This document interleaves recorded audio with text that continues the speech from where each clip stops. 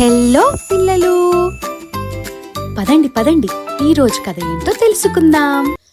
అనగనగా ఒక చిన్న గ్రామం. దొంగల భయంతో అందరూ అప్రమత్తంగా ఉన్నారు.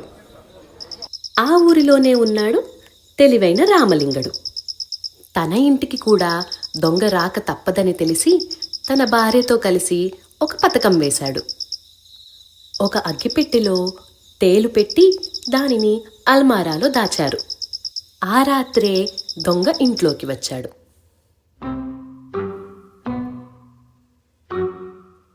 అది గమనించిన రామలింగడు భార్యతో ఇలా అన్నాడు, "ఆ విలువైన ఉంగరం ఎక్కడ పెట్టావు?" "అగ్గెపెట్టిలో పెట్టి అల్మారాలో ఉంచాను" అని భార్య చెప్పింది. ఇదంతా విన్న దొంగ అల్మారాలో నుంచి అగ్గిపెట్టె తీసుకుని తెరిచాడు. ఉంగరం కోసం వేలు పెట్టగానే తేలు కుట్టేసింది. నొప్పితో దొంగ విలవిలలాడిపోయి చప్పుడు కాకుండా అక్కడి నుంచి పారిపోయాడు.